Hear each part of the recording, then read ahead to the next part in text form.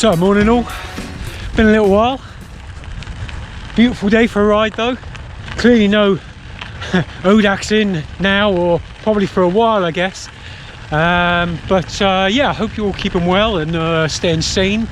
My own story has been a bit unexpected from how I was expecting the sort of lockdown to go. Unfortunately my girlfriend's dad got taken pretty seriously ill with the virus, got rushed into hospital. He spent some time in ICU. Got pretty scary there for a while, honestly, but thankfully he's made it through.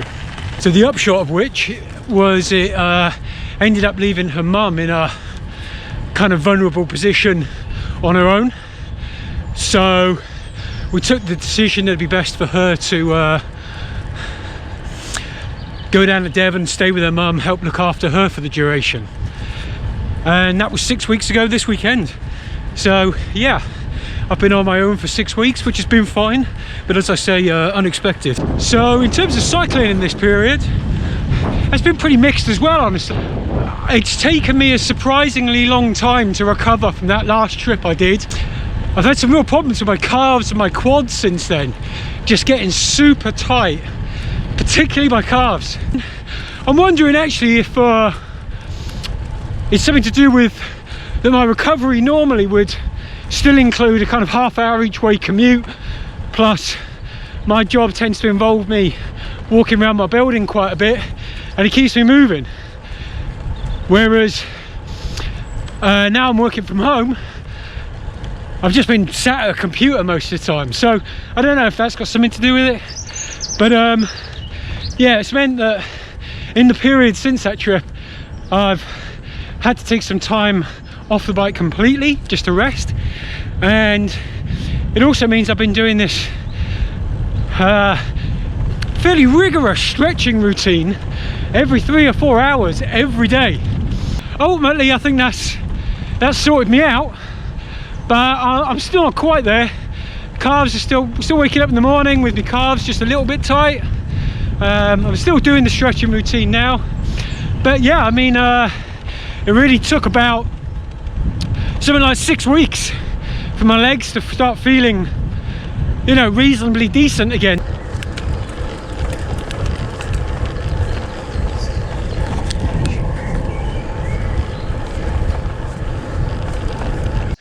I mean, look, I could get into a proper rant here about just how crap the routing features are on Strava, but I'll leave that for another time. But yeah, that's where I'm meant to be heading right now.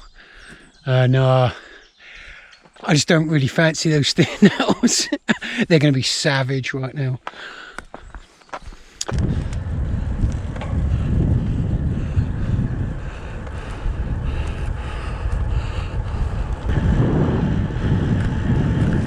So I thought I'd just stop for a minute in the shade here in this nice little wood. This bird song is incredible.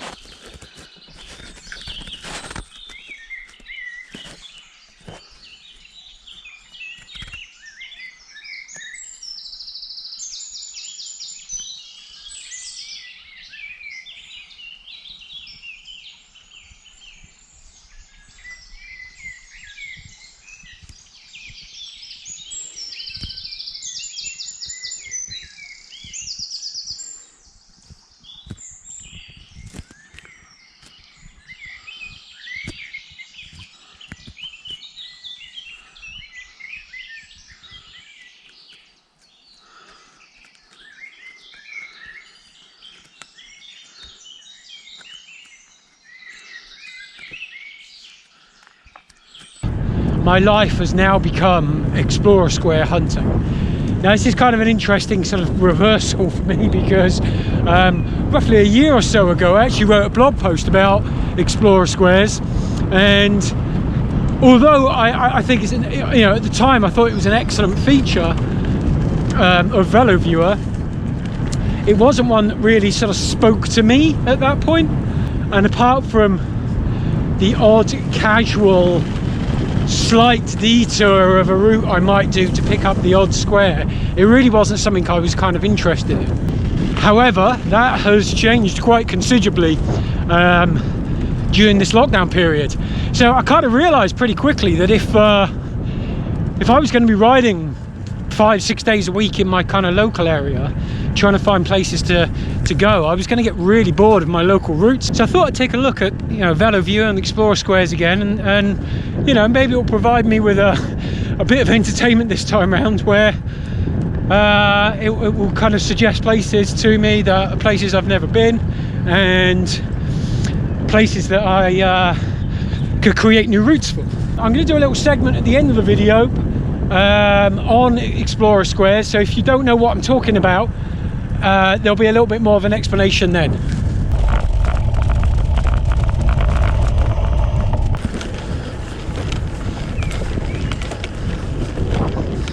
So I'd say this is actually the first route that I've done hunting squares, which is a route I'd want to do again.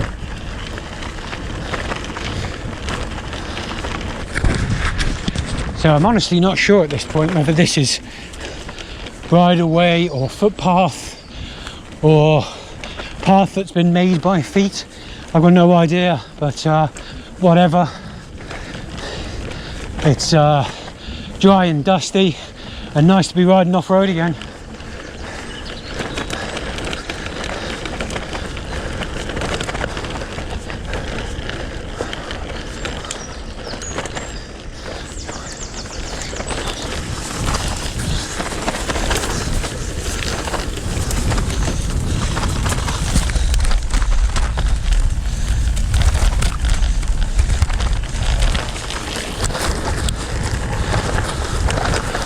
Here we are on another gravel road.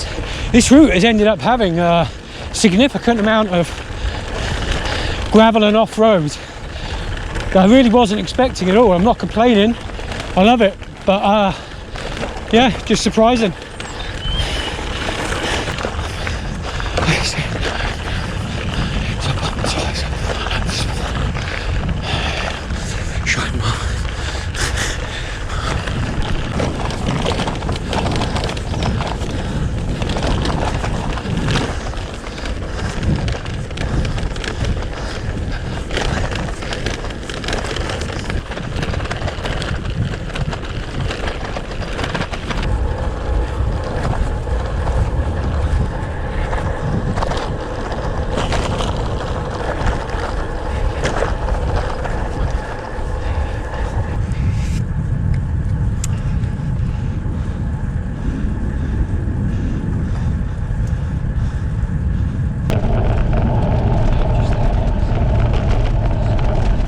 So I just brushed the edge of Wolverhampton and now I'm heading south back towards Birmingham. So just in Himley Hall, getting the square. I'd kind of forgotten about this actually, it was en route. I was suspicious this place might be closed and I might have to do a sneaky to get into the square, but fortunately not.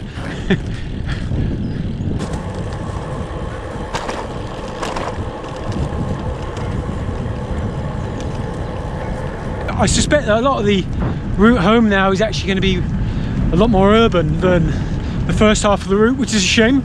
So I don't really know how much more I might end up filming. So I'm going to say bye from the road now. And if I film some more, then great. See you in a bit.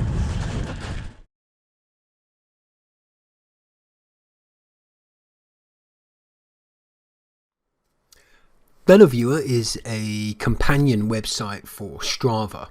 So you link VeloViewer to your Strava account and it basically just ends up displaying all your Strava data in a whole bunch of different ways that are useful and potentially interesting. There's 3 levels of account. There's a free one, which is basically a demo. It just allows you to see your last 25 activities and get a feel for the different features on the site. There's the pro version, which is the membership I have, which is £10 a year, and then there's a pro plus version, which is £20 a year, and that brings with it a few extra bits and pieces. Now personally, I think at £10 a year it is an absolute bargain. My subscription is due to come up in the next week or so, and I'm actually thinking of just going to the Pro Plus to put in 20 quid, really just to support the site, because I just think it's a really good site. I've had a lot of use out of it, particularly in the last few months. And yeah, it's something I want to see continue, and it's something I want to support. So you can see here on my general homepage, so this is VeloViewer.com. Once you've linked up your Strava account, it will automatically refresh to whatever your athlete number is, and your summary page, which is what I've got displayed here, just shows a whole bunch of stuff. Now I'm not going to get into all the different pieces that this is. I'll let you come and have a look at this yourself and explore all the different bits and pieces that you've got here. There's just far too much for me to go into. The thing that I want to talk about though is Explorer Squares, which is one of the features. So if you go to your activities tab, which is accessible there, you get a page here that lists out your activities. Now I've currently just got the map view on. I can click on list and you get a list of, I don't know, what's that, last 20 is it, activities there? Yeah, 20, I guess it says it there. And if I get up the chart, that's another view of some of your data. So I'm going to switch off list and switch off chart, as I'm not particularly interested in those today. Now, the Explorer Squares works on the basis of splitting up a map into squares, as you can see here. And whenever you ride through a square based upon your Strava data, it colours it in. Now, I have mine set to this kind of dark red colour. And the idea is to get a big square made out of little squares, and you can see that my biggest square is marked here with this kind of purple line, and I've got 3 squares of 16 by 16 that are depicted here. You'll notice when I'm moving the mouse around, we get this kind of greeny blue line appear, which is all these different routes that I've ridden. These are the different separate activities.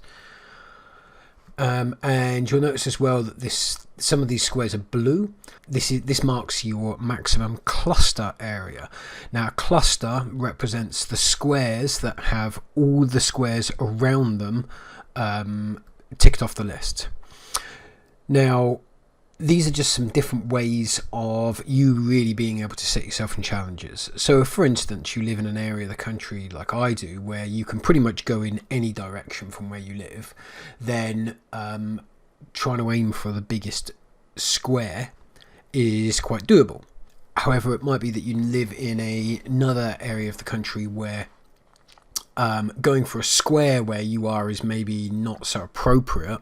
I mean, for instance, let's take a look down here in St. David's. So let's say you lived out on the coast here. Now, trying to get your biggest square in an area of the country like this kind of probably limits your opportunities a little bit. So it might be that you might want to set yourself a target of going for your biggest cluster at that point. So these are just some different things that you can do for your own amusement. So what we're looking at here is my data as was on the 17th of March 2020, which was the first day after the ODAC season had been suspended. Working on the basis that I live roughly where the dot is on screen, you could see that if I was going to try and get any new squares in the kind of south or sort of west, I was going to have to go quite a long way. And particularly the area north of where I live, I hadn't gathered a lot of squares. Now, the reason for this is that area of Birmingham is pretty much all built up and is just a very highly densely populated urban area, and honestly there's little reason to go ride there. Now, particularly add into that the amount of traffic that would normally be around there, and you just don't want to go ride a bike there. Given our current situation though, I thought, well, actually there's not a lot of cars on the road at the moment, so maybe going north from where I live wouldn't be so bad. I also thought it might be interesting as well just to go and do a little bit of urban riding just for a change, and certainly it would just be somewhere different to where I normally ride, so hopefully I wouldn't be sort of getting bored of doing the same routes so often. I gave this a go once. I did like a 55k route and never left kind of Birmingham suburbs, which was kind of odd anyway. It gave me sort of a slightly different view of the size of the urban conurbation of Birmingham, and it also gave me a little insight into how a lot of the different areas of Birmingham will fit together. So I thought, actually, yeah, you know what, whilst we have empty roads, this wouldn't be so bad to go and ride some of these areas. Why not make use of the time we've got now to go and do this? I decided, right, I'm going to set myself a little challenge. I drew a square on a screenshot of this map, totally arbitrarily. It turned out that was a 38 by 38 square, and over the last 6 weeks or so I've just been making an effort to try and fill in the gaps. So you can see here my gradual progression of filling in those gaps, and whilst I've only increased my max square from 16 by 16 to 17 by 17, in this time I've actually done 291 new squares, which has increased my max cluster from 493 to 818.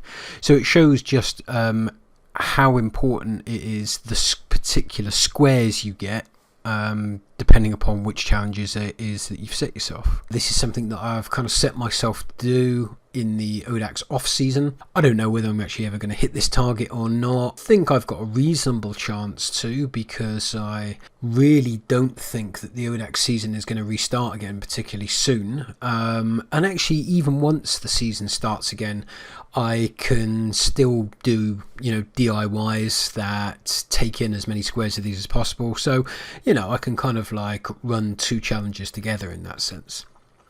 So yeah, I hope this is a nice little explanation of what Explorer Squares are, and I hope that videos on me doing this riding for a little while will be a good substitute to the ODAXs.